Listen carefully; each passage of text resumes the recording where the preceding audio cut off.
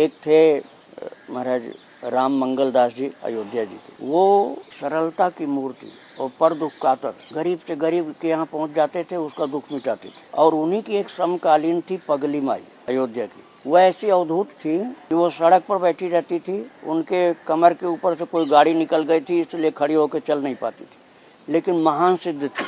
तो वो सरयू में स्नान करके आ रहे थे बाबा राम मंगल दास, बोले माई पानी पिएगी, सरयू का जल है मेरे पास। वो कटोरा उठाई, कटोरे में कैसे फकीर लोगों की बात मैं सुना रहा हूँ, कितने त्यागी। कटोरा में बीचों बीच में छेद था नीचे।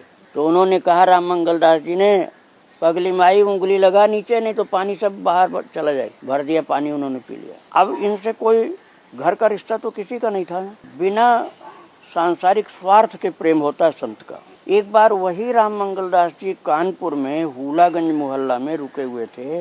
राम सखा नाम का एक भक्त था उसके घर में। उनको रात में बुखार हुआ, बुखार भी सन्निपात वाला हो गया। आयुर्वेद की भाषा में उसको सन्निपात वाला बुखार कहते हैं, जिसमें वात पित्त कफ तीनों दोष कुपित हो जाते हैं, मरण का अंदेशा हो जाता है। तो उन्होंने देखा कि अब तो मैं अयोध्या जी नहीं पहुंच पाऊंगा, लगता है कानपुर में ही मर जाऊंगा। और दरवाजा अंदर से बंद था, दूसरा कोई कमरे में नहीं था। महाराज अब देखिए संतों की शक्ति में बता रहा हूँ आपको। राम मंगल दास जी ने अयोध्या की याद करते करते शरीर छोड़ना ठीक समझा।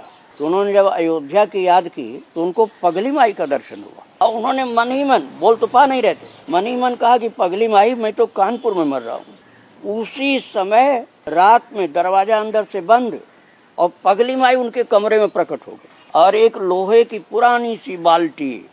अब यहाँ पर साइंस या तर्क या व्यक्ति की विवेक और बुद्धि कुछ काम नहीं करेगी। कौन सी गाड़ी मोटर से आई, कैसे आई, दरवाजा बंद में कैसे घुस गई, 1 मिनट भी नहीं लगा अयोध्या से कानपुर। और उसको पता कैसे चल गया, वो तो बाबा मन में ही सोचे थे। और बाल्टी लोहे की सामने लेके आई, बोली अरे ऐसे काहे की डरत बात है। तो उसने कहा लो सरयू का जल पियो, अभी ठीक हो रहे हो। उसने निकाल करके सरयू का जल दिया, उनके कमंडल में अपने हाथ से उठा के पिलाया।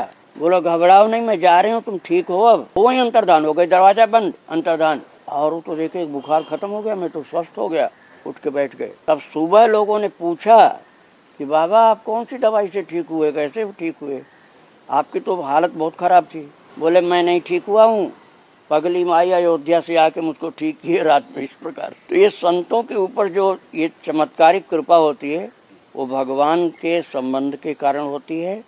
उनके निर्मल हृदय से संतों से जो संबंध भगवत प्रीति का होता है, उसके कारण दैवी घटनाएं होती हैं। अनंत उदाहरण है, उनमें से मैंने थोड़ा सुना दिया।